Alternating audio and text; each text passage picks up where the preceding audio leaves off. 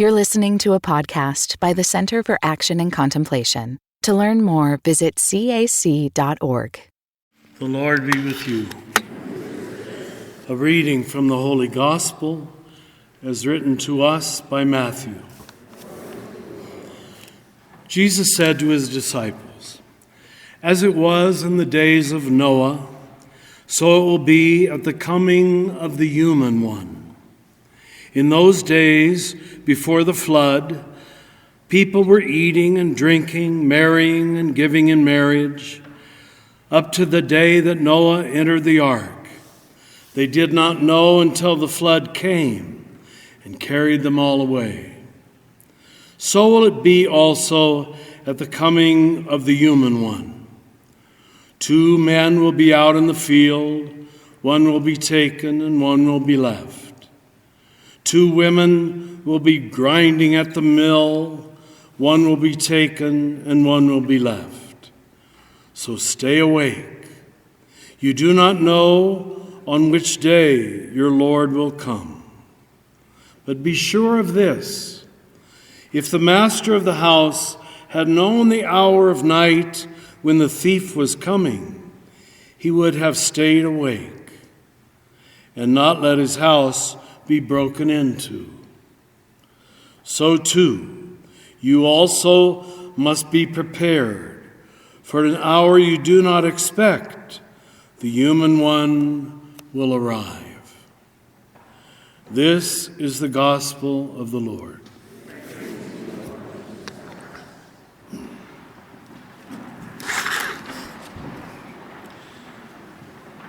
After 50 years of trying to preach on the Sunday gospel, one thing I've learned is that the first seemingly common sense understanding is hardly ever the best.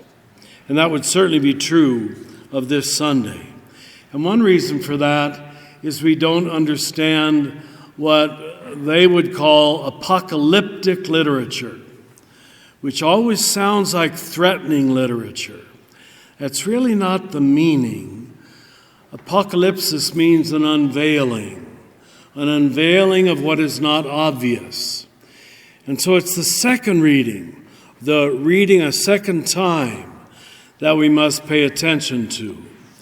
So I had time to do that. I hope you did too.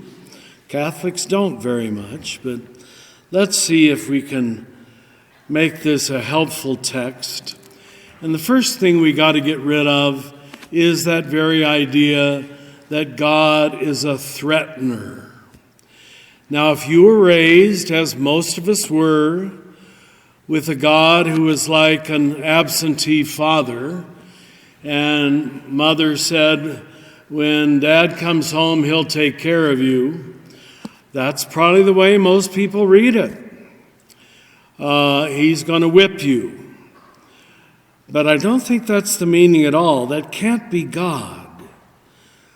And the giveaway is that, first of all, God is presented as a thief in the night.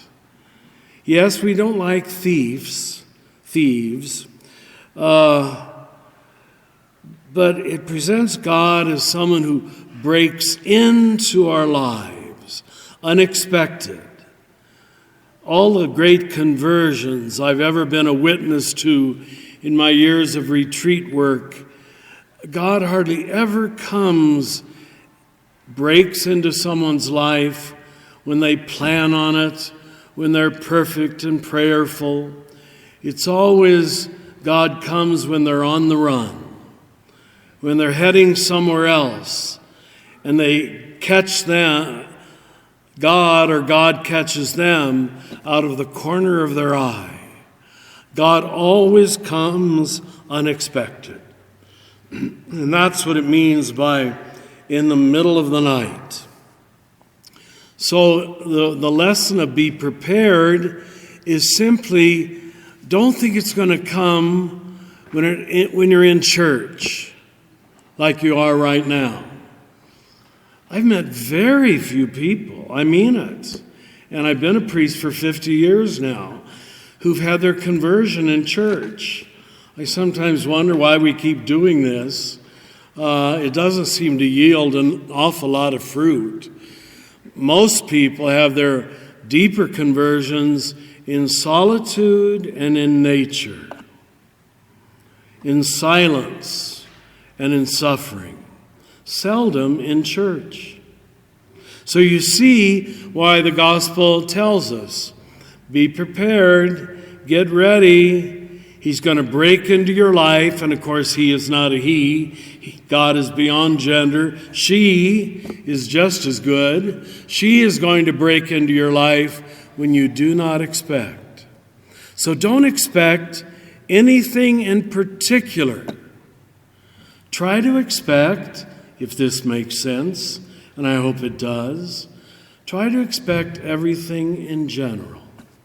Nothing in particular, everything in general. God, I'm ready for you anytime. Now, how do we get ready? The only way you can really get ready for God is to get yourself out of the way. It's much more a matter of unlearning certitudes and guilts and shames and memorized lessons and letting God come as a surprise, as unexpected, as undeserved grace, and will always be that. God will always feel undeserved. If you think you earned it, you worked for it and got it, it ain't God.